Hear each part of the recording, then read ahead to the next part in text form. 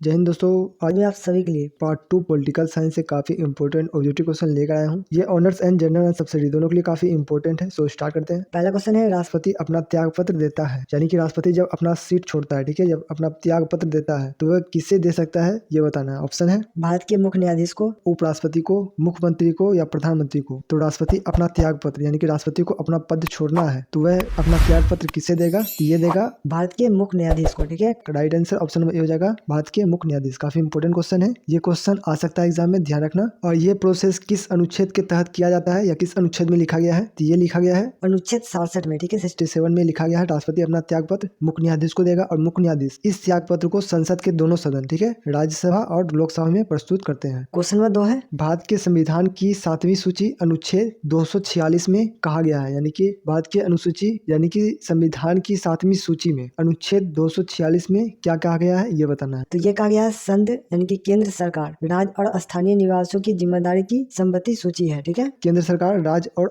जिम्मेदारियों की संबंधित सूची है। Right answer option number A के साथ जाना है। क्वेश्चन नंबर 3 है, राज्य लोक सेवा आयोग सदस्यों की नियुक्ति किसके द्वारा किया जाता है ये बताना है। ठीक है, राज्य सेवा आयोग जो है, ठीक है, उसकी नियुक्ति किसके द्वारा किया जाता है? ऑप्शन है प्रधानमंत्री, राज्यपाल, राष्ट्रपति या इनमें से कोई नहीं। तो राज्य लोक सेवा आयोग की सदस्यों की नियुक्ति राष्ट्रपति के द्वारा किया जाता है। ऑप्शन नंबर सी हो जाएगा राइट आंसर। ठीक है, और राष्ट्रपति द्वारा ये किसकी सिफारिश पे किया जाता है? यही सिफारिश पे किया जाता है राज्यपाल का। ठीक है, राज्यपाल की सिफारिश पे राष्ट्रपति द्वारा इसकी नियुक्ति की जाती है। क्वेश्चन नंबर 4 है, कौन भारत के सभी लोगों को समानता प्रदान करता है, यानी कि कौन है जो भारत के सभी लोगों को समान प्रदान करता है, समानता प्रदान करता है? धर्म, लिंग, वोटिंग या इनमें से कोई नहीं। तो राइट आंसर ऑप्शन सी हो जाएगा वोटिंग। ठीक है, वोटिंग देने का अधिकार सभी को समान है, सभी को समान अवसर प्राप्त होता है वोटिंग देने के लिए। ठीक है, चाहे कोई भी धर्म का हो, कोई भी लिंग का हो, ये फर्क नहीं पड़ता। ये किस अनुच्छेद में लिखा गया है? तो ये अनुच्छेद 14 में लिखा गया है, ये भी ध्यान रखना। चाहे वो किसी भी धर्म का हो, जाति का हो, लिंग का हो, ठीक है, इससे फर्क नहीं पड़ता। अगर भारतीय है तो वोटिंग देने का अधिकार उसे है, अगर उसका उम्र 18 वर्ष पूर्ण चुका है तो। ठीक है, क्वेश्चन नंबर 5 है, अस्पृश्यता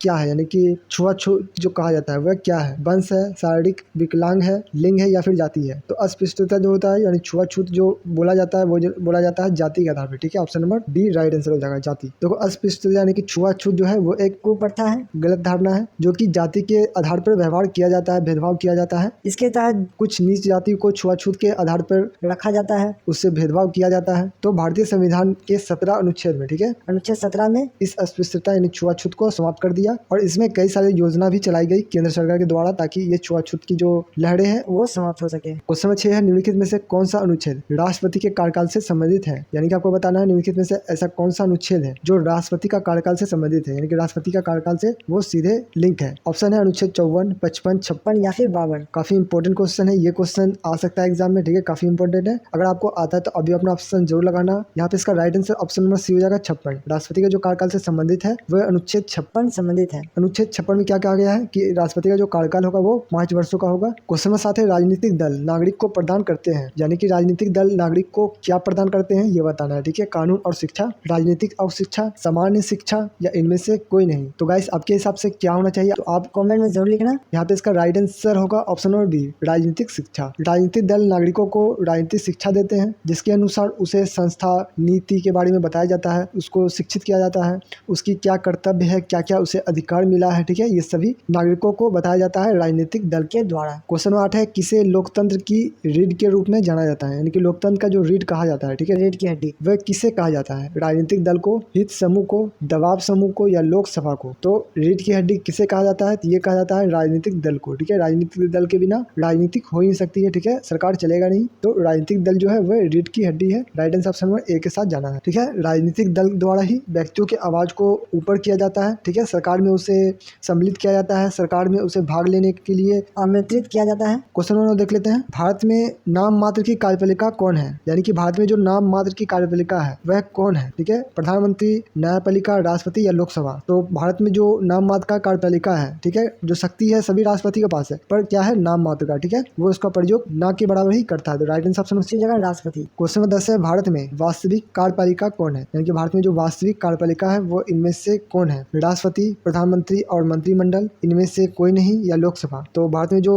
वास्तविक कार्यपालिका है वह है प्रधानमंत्री और मंत्रिमंडल। ठीक है, वही कार्य करता है अधिकतर। ठीक है, मंत्रिमंडल और प्रधानमंत्री। देखो इसके बारे में आपको विस्तार से अगर पढ़ना तो अनुच्छेद 54, 55, 56, 85 और 74 में इसके बारे में डिटेल से लिखा गया है, आप देख सकते हो। क्वेश्चन में 11 देखते हैं, कौन लगातार 2 बार राष्ट्रपति चुना गया, यानी कि लगातार 2 बार राष्ट्रपति जो बना है वह इनमें से कौन बना है? ऑप्शन है doctor S Radhakrishnan, doctor Rajendra Prasad, APJ Abdul Kalam या इनमें से कोई नहीं। काफी इंपॉर्टेंट क्वेश्चन है, ये क्वेश्चन आता है एग्जाम में और कई बार आ चुका भी है। ठीक है, तो ध्यान रखना कौन लगातार 2 बार राष्ट्रपति चुना गया है, तो ये चुना गया है डॉक्टर राजेंद्र प्रसाद। ठीक है, पहले राष्ट्रपति भी डॉक्टर राजेंद्र प्रसाद थे और 2 बार लगातार राष्ट्रपति चुने गए हैं डॉक्टर राजेंद्र प्रसाद, ये भी ध्यान रखना। पहली बार चुने गए थे 1950 से 62 तक। ठीक है, डॉक्टर राजेंद्र प्रसाद का कार्यकाल कब से कब तक था, अगर ये पूछ ले तो 1950 से 1962 तक। ठीक है, 1950 से 1962 तक का उनका कार्यकाल था। क्वेश्चन नंबर 12 है बोहरा समिति को किस पर विचार करने के लिए नियुक्त किया गया है, यानी कि जो बोहरा समिति बनाया गया था, ठीक है, वह किस पे विचार करने के लिए नियुक्त किया गया था, बनाया गया था। ऑप्शन है राजनीतिक औद्योगिक गठजोड़ को, राजनीतिक आर्थिक गठजोड़ को, अपराध राजनीतिक गठजोड़ को या धर्म राजनीतिक गठजोड़ को। तो बोहरा समिति से कई सारे क्वेश्चन आता है, फिलहाल इस पे ध्यान देते हैं। इसका क्या राइट आंसर होगा? ऑप्शन नंबर सी हो जाएगा। ठीक है, अपराध राजनीतिक गठजोड़ को। ठीक है, जो भी अपराधी है और राजनीतिक है उसमें क्या लिंक है, इसको समझने के लिए बोहरा समिति का गठन किया गया था। अच्छा, ये बोहरा समिति कब गठन किया गया था, ये आ जाए तो ये किया गया था 1993 मुंबई में जब बम धमाका हुआ था उस समय। ठीक है, इस समिति के गठन के बाद 5 दिसंबर 1993 को बोहरा समिति ने एक रिपोर्ट जारी किया जिसमें ये पाया गया कि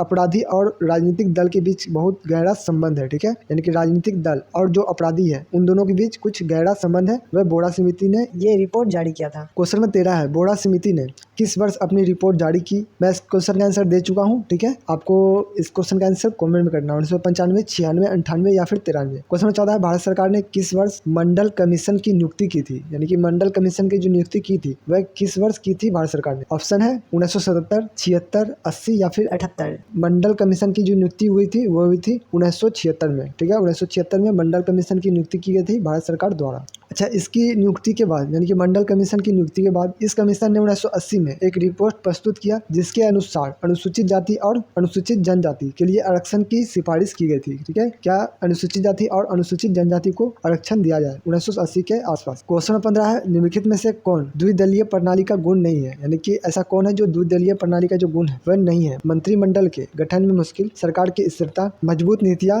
या लोगों की आसान पसंद। तो ये होगा मंत्रिमंडल के गठन में मुश्किल। ठीक है, मंत्रिमंडल के गठन में मुश्किल, right answer option number A हो जाएगा। द्विदलीय प्रणाली में 2 प्रमुख राजनीतिक दल होते हैं। ठीक है, जो आमतौर पर चुनाव में एक दूसरे के खिलाफ खड़ा होते हैं। यह प्रणाली सरकार की स्थिरता और मजबूत नीतियों के लिए फायदेमंद होते हैं। ठीक है, क्वेश्चन नंबर 16 भारत में मतदान की आयु है, यानी कि भारत में जो मतदान की आयु है, वोटिंग देने का जो अधिकार है वह किस आयु तक के लोग वोटिंग दे सकता है। ठीक है, ये बताना है। ऑप्शन है 20 वर्ष, 25 वर्ष, 21 वर्ष या फिर 18 वर्ष। देखो इस क्वेश्चन का भी आंसर मैं बता चुका हूँ पहले ही, अगर आपको आता है तो कमेंट करो फटाफट। देखो ये जो वोटिंग देने का अधिकार है ये किस अनुच्छेद में दिया गया है, तो ये दिया गया है 326 के अनुसार। ठीक है, वोटिंग देने का अधिकार अनुच्छेद 326 के अनुसार है, जो 18 वर्ष इसकी आयु रखा गया है। ठीक है, राइट आंसर ऑप्शन डी हो जाएगा 18 वर्ष। क्वेश्चन नंबर 17 है किस वर्ष के दौरान देवगौड़ा भारत के 14वें प्रधानमंत्री बने थे, यानी कि आपको बताना है कि जो देवगौड़ा भारत के जो 14वें प्रधानमंत्री बने थे वह ईयर्स क्या था। ठीक है, वह कौन सा ईस्वी था। ऑप्शन है 91 से 95, 96 से 2001, 1970 से 1976 या फिर 2014 से 2018। तो गाइस जिनको भी आता है कमेंट करो, काफी इंपॉर्टेंट क्वेश्चन है। यहाँ पे जो इसका राइट आंसर हो जाएगा ऑप्शन नंबर ए हो जाएगा 1991 से 95। देवगौड़ा जो भारत के 14वें प्रधानमंत्री बने थे वो बने थे 1991 से 95 के लिए। ठीक है, 95 तक देवगौड़ा भारत के 14वें प्रधानमंत्री के तौर पे काम किए थे। चलिए अगला क्वेश्चन देख लेते हैं। क्वेश्चन नंबर 18 मुख्यमंत्री की नियुक्ति कौन करता है, यानी आपको बताना है कि जो मुख्यमंत्री की नियुक्ति होता है, ठीक है, वह किनके द्वारा होता है, कौन करता है। ऑप्शन है